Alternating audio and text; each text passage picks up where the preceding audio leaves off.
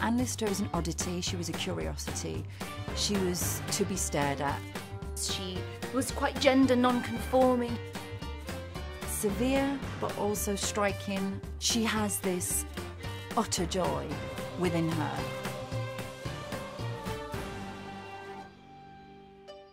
Anne Lister's look, which is quite severe. The hair and the collar that I'm wearing now is from a very famous portrait. We didn't try to beautify me in any way. We're in 1832, and it's this sort of slightly odd period, height of the Romantic period. I mean, I did spend a lot of time looking at sort of general gender and dress when I'm looking at Anne Lister's look. So I started looking at other sort of noticeable lesbians from out history, and that was really helpful in sort of building a picture of what this sort of masculine dress might look like.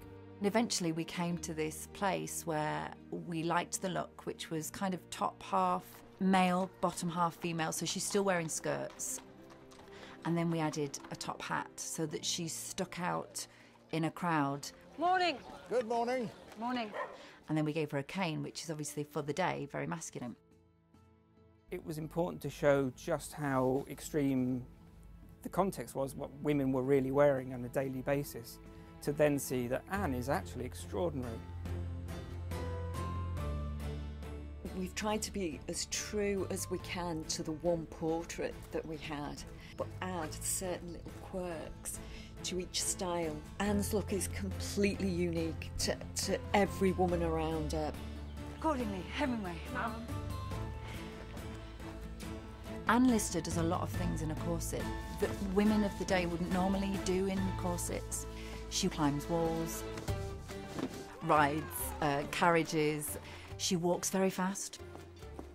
I walk as Anne Lister in my own life now, so I'm going to find that hard to kind of get out of.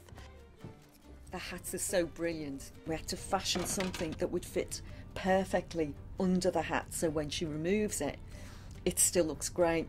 Lynn added some plaits to work with height and gave me these what now affectionately called croquettes.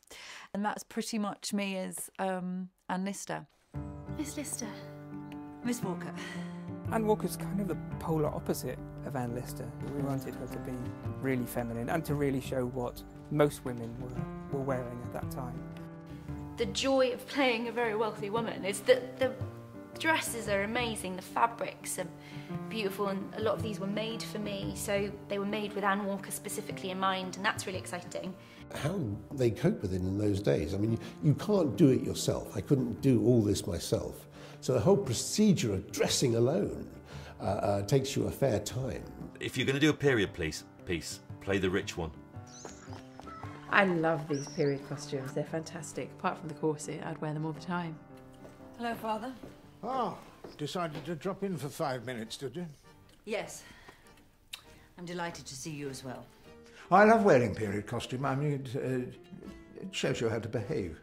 That's part of acting, really. The men in the show mostly use all their own hair, and we add facial hair. Ready. Vincent is the only male with a full wig on. And I really like this wig. I think it's really brilliant. It's sort of receding. It's got big widow's peaks, and we wear it quite high on my forehead. So I think the secret of it is that you can see my scalp through it at times. So, and particularly at the back here, it looks fabulous. And each of the hairs in this wig were knotted in by hand. So somebody has actually sat with the very fine lace over a block. It's shaped, and then they actually individually knot each hair in. So, I mean, they take a long time, and they're worth a lot of money. All in all, I've loved watching these amazing people kind of put the look together, and the detail has just been beautiful.